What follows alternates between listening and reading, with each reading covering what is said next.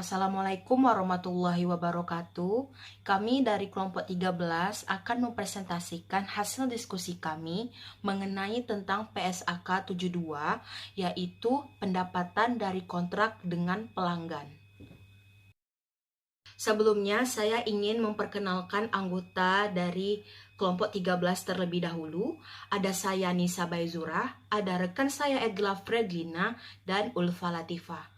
Maka langsung saja kita masuk kepada pembahasan yang pertama. Kita masuk kepada pembahasan kita yang pertama, yakni mengenai pendahuluan. Bagian dari pendahuluan ini adalah tujuan, yang mana tujuan pernyataan ini adalah untuk menetapkan prinsip yang diterapkan entitas untuk melaporkan informasi yang berguna kepada pengguna laporan keuangan tentang sifat, jumlah, waktu, dan ketidakpastian pendapatan dan arus kas yang timbul dari kontrak dengan pelanggan. Selanjutnya adalah ruang lingkup.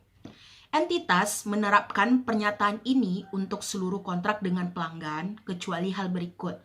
Yang pertama adalah kontrak sewa dalam ruang lingkup PSAK 30 tentang sewa. Yang kedua, kontrak asuransi dalam ruang lingkup PSAK 62 kontrak asuransi. Yang ketiga, instrumen keuangan dan hak atas kewajiban kontraktual lain dalam ruang lingkup PSAK 71 tentang instrumen keuangan, PSAK 65 tentang laporan keuangan konsolidasian, PSAK 66 pengaturan bersama, PSAK 4 laporan keuangan tersendiri, dan PSAK 15 investasi pada entitas asosiasi dan ventura bersama. Selanjutnya adalah pertukaran non-moneter antara entitas dalam lini bisnis yang sama untuk memfasilitasi penjualan kepada pelanggan atau pelanggan potensial. Maka, yang menjadi ruang lingkup di dalam PSAK 72 ini adalah jika pernyataan terhadap kontrak dan hanya jika pihak lawan kontrak adalah pelanggan, sesuai dengan kriteria dalam entitas kontrak.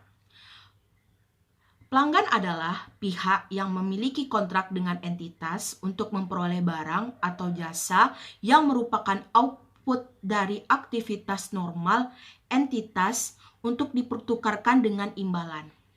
Pihak lawan kontrak bukanlah pelanggan jika, sebagai contoh, pihak lawan kontrak memiliki kontrak dengan entitas untuk berpartisipasi dalam aktivitas atau proses di mana para pihak dalam kontrak berbagai risiko dan manfaat yang dihasilkan dari aktivitas atau proses, seperti mengembangkan aset dalam suatu pengaturan kolaborasi daripada untuk memperoleh output dari aktivitas normal entitas.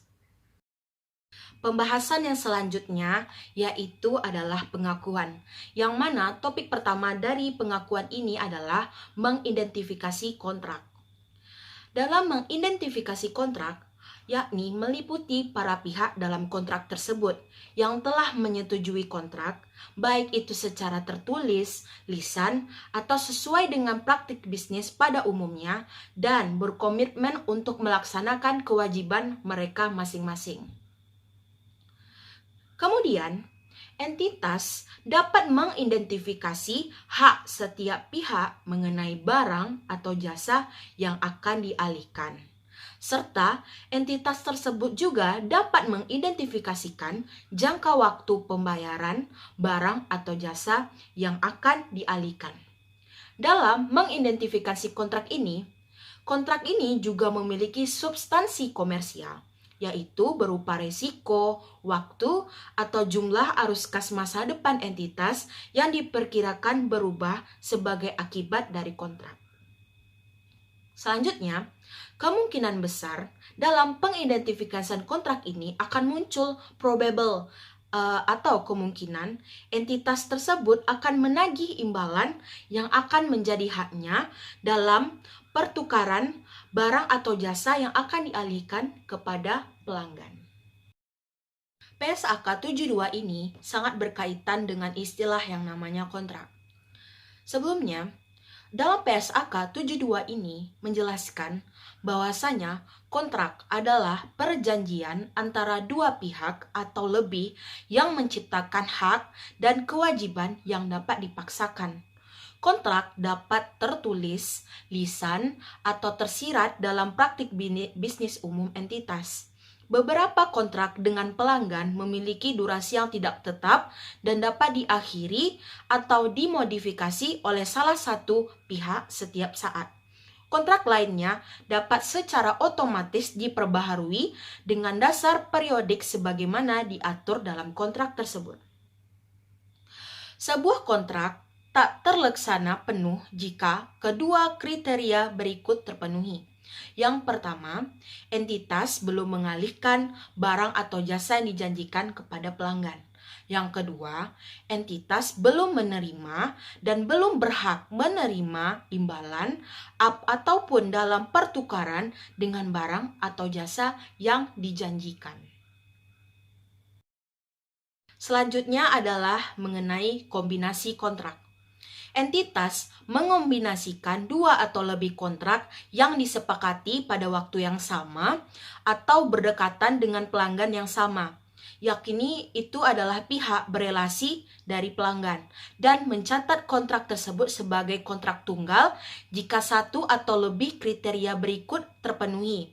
Kriteria pertama adalah kontrak dinegosiasikan sebagai satu paket dengan tujuan komersial tunggal. Yang kedua, jumlah imbalan yang dibayarkan dalam satu kontrak bergantung pada harga atau pelaksanaan dari kontrak lain. Yang ketiga, barang atau jasa yang dijanjikan dalam kontrak merupakan kewajiban pelaksanaan tunggal. Baiklah, saya akan menjelaskan materi tentang modifikasi kombinasi kontrak. Modifikasi kontrak adalah perubahan dalam ruang lingkup atau harga kontrak atau keduanya yang disetujui oleh para pihak dalam kontrak. Modifikasi kontrak terjadi ketika para pihak dalam kontrak menyetujui modifikasi, baik menciptakan ketentuan baru atau mengubah ketentuan yang sudah ada atas hak dan kewajiban yang dapat dipaksakan oleh para pihak dalam kontrak. Modifikasi kontrak dapat disetujui dalam perjanjian tertulis, lisan, atau tersirat dalam praktik bisnis umum. Selanjutnya, mengidentifikasi kewajiban pelaksanaan. Pada awal kontrak, entitas menilai barang atau jasa yang dijanjikan dalam kontrak dengan pelanggan dan mengidentifikasi sebagai kewajiban pelaksanaan setiap janji untuk mengalihkan kepada pelanggan, baik dibagi menjadi dua. Yang pertama, janji dalam kontrak pelanggan. Kontrak dengan pelanggan umumnya secara eksplisit menyatakan barang atau jasa yang dijanjikan oleh entitas untuk dialihkan kepada pelanggan. Akan tetapi, kewajiban pelaksanaan yang diidentifikasi dalam kontrak dengan pelanggan tidak terbatas pada barang atau jasa yang secara eksplisit dinyatakan dalam kontrak. Nah, yang kedua, ada barang atau jasa yang bersifat dapat dibedakan. Bergantung pada kontrak, barang atau jasa yang dijanjikan dapat mencangkup tetapi tidak terbatas pada hal berikut. Yang pertama, penjualan barang yang diproduksi oleh entitas. Yang kedua, penjualan kembali barang yang dibeli oleh entitas. Yang ketiga, penjualan kembali hak atau barang jasa yang dibeli oleh entitas. Yang keempat, pelaksanaan tugas yang disepakati secara kontraktual kepada pelanggan. Yang kelima, penyediaan jasa yang siap tersedia untuk memberikan barang atau jasa. Yang keempat, penyediaan jasa pengaturan kepada pihak lain. Yang keenam, pemberian hak kepada barang atau jasa yang disediakan di masa depan yang dapat dijual kembali atau disediakan entitas kepada pelanggannya. Kemudian konstruksi manufaktur atau pengembangan aset atas nama pelanggan. Kemudian pemberian lisensi, dan yang terakhir pemberian opsi untuk membeli tambahan barang atau jasa.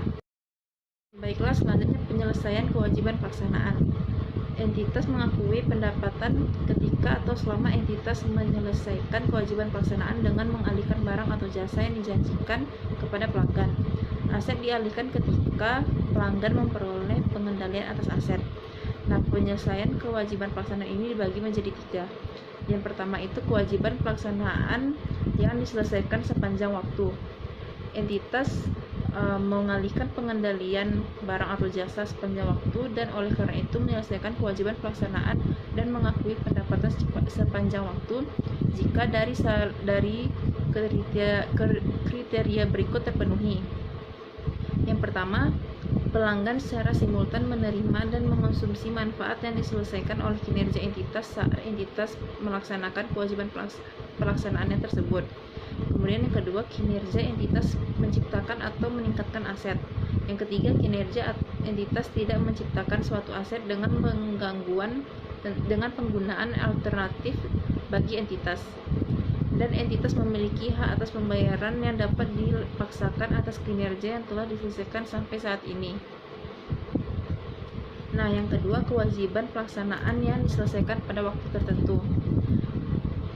Sebagai tambahan, entitas mempertimbangkan indikator pengalihan pengendalian yang mencangkup tetapi tidak terbatas pada hal berikut, yaitu entitas memiliki hak kini atas pembayaran aset jika pelanggan diwajibkan untuk membayar aset saat ini, yang dapat mengidentifikasi bahwa pelanggan telah memperoleh secara substansial secara seluruh sisa manfaat dari aset dalam pertukaran.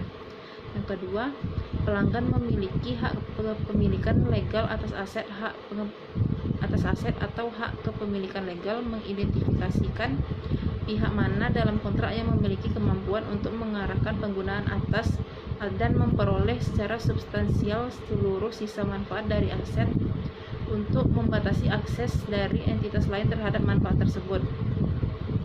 Nah, yang terakhir itu pengukuran kemajuan terhadap penyelesaian kewajiban pelaksanaan secara penuh. Untuk setiap kewajiban pelaksanaan yang diselesaikan sepanjang waktu sesuai dengan paragraf 35-37, entitas mengakui pendapatan sepanjang waktu dengan mengukur kemajuan terhadap penyelesaian kewajiban pelaksanaan secara penuh. Tujuan ketika pengukuran kemajuan adalah untuk menggambarkan kinerja entitas dalam mengalihkan pengendalian atas barang atau jasa yang dijanjikan kepada pelanggan, yaitu penyelesaian dari kewajiban pelaksanaan entitas. Baiklah, saya Ella Felina akan melanjutkan materi tentang pengukuran. Ketika atau selama kewajiban pelaksanaan diselesaikan, entitas mengakui pendapatan atas sejumlah harga transaksi yang tidak termasuk estimasi atas imbalan variabel yang dibatasi sesuai dengan paragraf 56-58 yang dialokasikan terhadap kewajiban pelaksanaan. Kemudian menentukan harga transaksi. Entitas mempertimbangkan syarat kontrak dan praktik bisnis umum entitas untuk menentukan harga transaksi. Harga transaksi adalah jumlah imbalan yang diperkirakan menjadi hak entitas dalam pertukaran untuk mengalihkan barang atau jasa yang dijanjikan kepada pelanggan, tidak termasuk jumlah yang ditagih atas nama pihak ketiga. Sebagai contoh beberapa pajak penjualan. Imbalan yang dijanjikan dalam kontrak dengan pelanggan dapat mencakup jumlah tetap, jumlah variabel, atau keduanya. Baiklah, sifat waktu dan jumlah imbalan yang dijanjikan oleh pelanggan mempengaruhi estimasi harga transaksi. Ketika menentukan harga transaksi, entitas mempertimbangkan dampak dari beberapa hal berikut, yaitu terbagi dari 5. Yang pertama, imbalan variabel. Yang kedua, estimasi pembatasan imbalan variabel. Yang ketiga, keberadaan komponen pendanaan signifikan dalam kontrak. Yang keempat, imbalan non-kas. Dan yang kelima, utang imbalan kepada pelanggan. Yang pertama, imbalan variabel. Jika imbalan yang dijanjikan dalam kontrak mencangkup jumlah variabel, maka entitas mengestimasi jumlah imbalan yang menjadi hak entitas dalam pertukaran untuk mengalihkan barang atau jasa yang dijanjikan kepada pelanggan. Jumlah imbalan dapat bervariasi karena diskon, rabat, pengembalian dana, kredit, konsensi harga, insentif, bonus kinerja, denda, atau item lain yang serupa. Nah, yang kedua itu estimasi pembatasan imbalan variabel. Entitas memasukkan dalam harga transaksi beberapa atau seluruh jumlah imbalan variabel yang diestimasi sesuai dengan paragraf 53 hanya jika sangat besar kemungkinan pengembalian signifikan atas jumlah pendapatan kumulatif yang telah diakui tidak akan terjadi ketika ketidakpastian terkait dengan imbalan variabel selanjutnya terselesaikan. Nah, yang ketiga, keberadaan komponen pendanaan signifikan dalam kontrak. Dalam menentukan harga transaksi, entitas menyesuaikan jumlah imbalan yang dijanjikan kepada dampak nilai waktu uang jika waktu pembayaran disepakati oleh pihak dalam kontrak memberikan pelanggan atau entitas manfaat signifikan berupa pendanaan atas pengalihan barang atau jasa pelanggan. Dalam keadaan tersebut, kontrak mengandung komponen pendanaan signifikan. Nah, kemudian yang ketiga itu ada imbalan non-kas. Untuk menentukan harga transaksi untuk kontrak di mana pelanggan menjanjikan imbalan dalam bentuk selain kas, entitas mengukur imbalan non-kas atau janji dari imbalan non-kas pada nilai wajar. Jika entitas tidak dapat mengestimasi nilai wajar dari imbalan non-kas secara rasional, maka entitas mengukur imbalan secara tidak langsung dengan merujuk pada harga jual berdiri sendiri dari barang atau jasa yang dijanjikan kepada pelanggan dalam pertukaran untuk imbalan. Kemudian yang terakhir yaitu utang imbalan kepada pelanggan. Utang imbalan kepada pelanggan mencangkup jumlah kas yang dibayar entitas atau diperkirakan untuk dibayar kepada pelanggan atau kepada pihak lain yang membeli barang atau jasa entitas dari pelanggan. Utang imbalan pada pelanggan juga mencangkup kredit atau item lainnya, sebagai contoh seperti kupon atau voucher yang dapat diterapkan terhadap jumlah terutang kepada entitas atau terhadap pihak lain yang membeli barang atau jasa entitas dari pelanggan. Baiklah, selanjutnya mengalokasikan harga transaksi terhadap kewajiban pelaksanaan. Tujuan ketika mengalokasikan harga transaksi adalah entitas mengalokasikan harga transaksi terhadap setiap kewajiban pelaksanaan atau barang atau jasa bersifat dapat dibedakan dalam jumlah yang menggambarkan jumlah imbalan yang diharapkan menjadi hak entitas dalam pertukaran untuk mengalihkan barang atau jasa yang dijanjikan kepada pelanggan. Nah, dalam mengalokasikan harga transaksi terhadap kewajiban pelaksanaan ini dapat dibagi menjadi 4. Baiklah, selanjutnya alokasi berdasarkan harga jual berdiri sendiri. Untuk mengalokasikan harga transaksi terhadap setiap kewajiban pelaksanaan dengan dasar harga jual berdiri sendiri relatif, entitas menentukan harga jual berdiri sendiri pada awal kontrak barang atau jasa yang bersifat dapat dibedakan yang mendasari setiap kewajiban pelaksanaan dalam kontrak dan mengalokasikan harga transaksi secara proporsi terhadap harga jual berdiri sendiri tersebut. Kemudian yang kedua ada alokasi diskon. Pelanggan menerima diskon untuk pembelian sepaket barang atau jasa jika jumlah harga jual berdiri sendiri dari barang atau jasa yang dijanjikan dalam kontrak melebihi imbalan yang dijanjikan dalam kontrak, kecuali ketika entitas memiliki bukti yang dapat diobservasi sesuai dengan paragraf 82 bahwa seluruh diskon hanya berkaitan dengan satu atau lebih, tetapi bukan seluruh kewajiban pelaksanaan dalam kontrak. Entitas mengalokasikan diskon secara proporsional terhadap seluruh kewajiban pelaksanaan dalam kontrak. Yang ketiga ada alokasi imbalan variabel. Imbalan variabel yang dijanjikan dalam kontrak dapat didistribusikan terhadap seluruh kontrak atau bagian spesifik dari kontrak seperti salah satu hal berikut. Yang A, seluruh atau lebih tetapi bukan seluruh kewajiban pelaksanaan dalam kontrak. Yang B, satu atau lebih tetapi bukan seluruh barang atau jasa yang dijanjikan dalam satu rangkaian barang atau jasa yang bersifat dapat dibedakan yang membentuk bagian dari kewajiban pelaksanaan tunggal sesuai dengan paragraf 22B. Nah, yang terakhir itu perubahan dalam harga transaksi. Setelah awal kontrak, harga transaksi dapat berubah karena berbagai alasan, mencangkup penyelesaian peristiwa tidak pasti atau perubahan lain dalam keadaan yang mengubah jumlah imbalan yang diharapkan menjadi hak entitas dalam pertukaran dengan barang atau jasa yang dijanjikan. Entitas mengalokasikan ke dalam kewajiban pelaksanaan dalam kontrak perubahan selanjutnya atas harga transaksi dengan harga yang sama dengan pada awal kontrak. Baiklah, selanjutnya kita akan masuk kepada biaya kontrak. Dalam PSAK 72 ini, biaya kontrak itu dibagi menjadi 3. Yang pertama yaitu biaya inkremental atas perolehan kontrak, yang kedua biaya pemenuhan kontrak, dan yang ketiga yaitu amortisasi dan penurunan nilai. Baiklah, yang pertama yaitu biaya inkremental atas perolehan kontrak.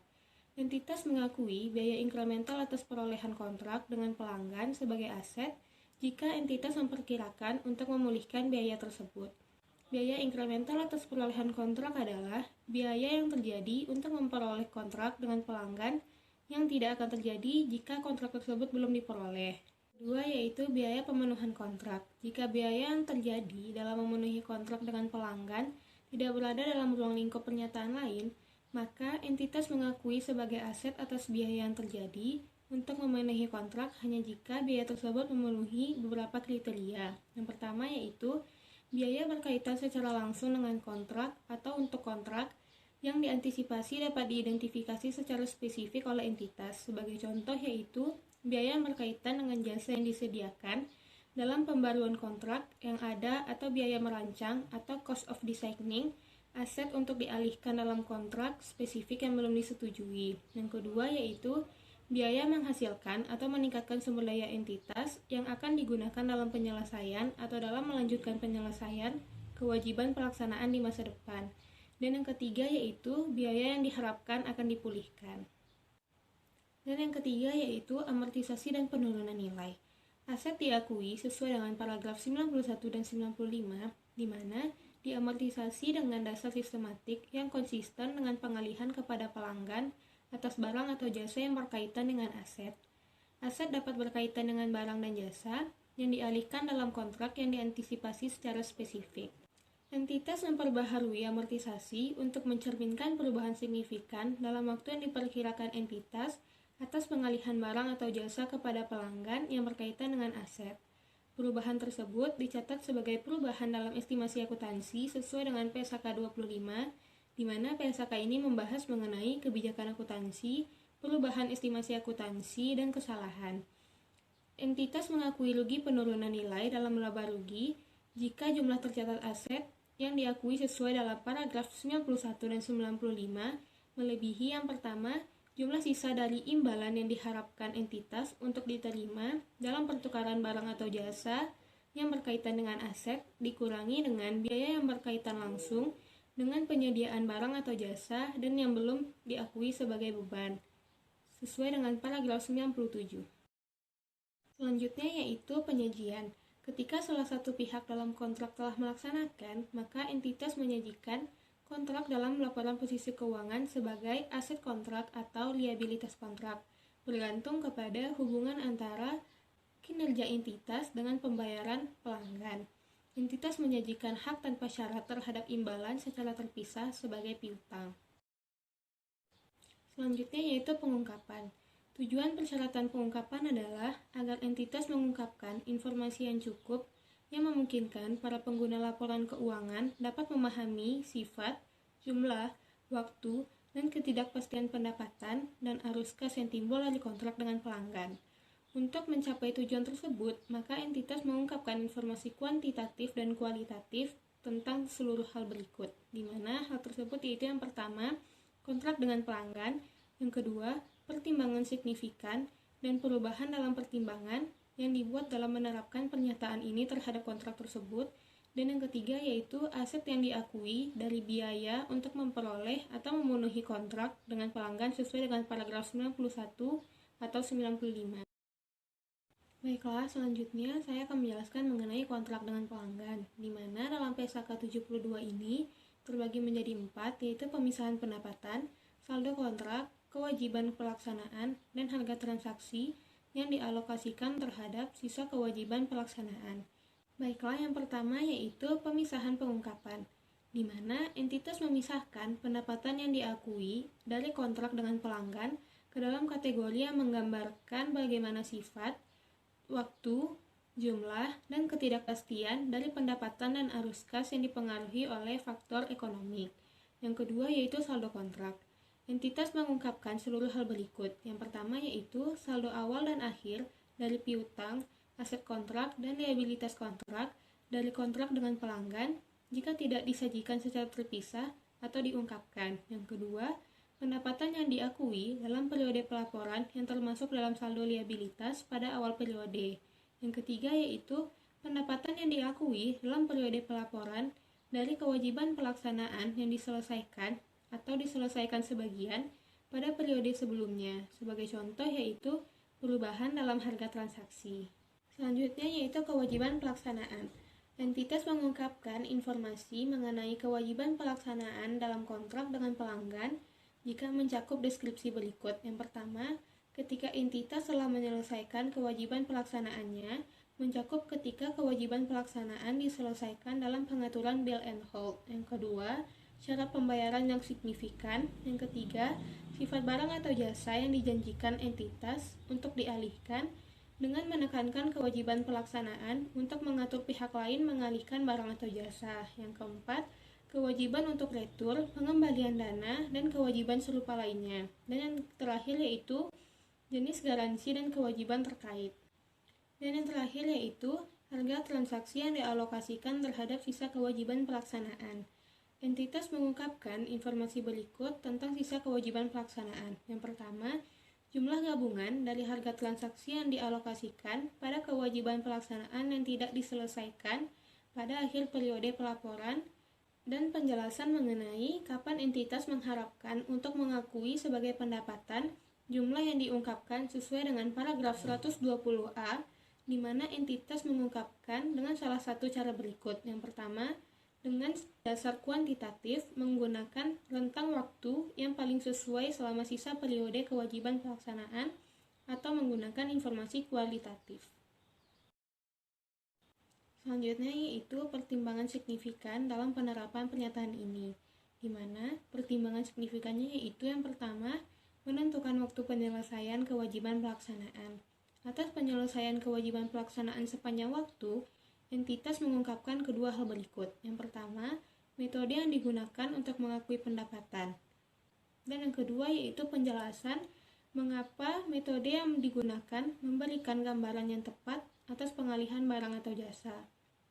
Untuk kewajiban pelaksanaan yang diselesaikan pada suatu waktu tertentu, entitas mengungkapkan pertimbangan signifikan yang dibuat dalam mengevaluasi kapan pelanggan memperoleh pengendalian atas barang atau jasa yang dijanjikan. Dan yang kedua yaitu menentukan harga transaksi dan jumlah yang dialokasikan untuk kewajiban pelaksanaan.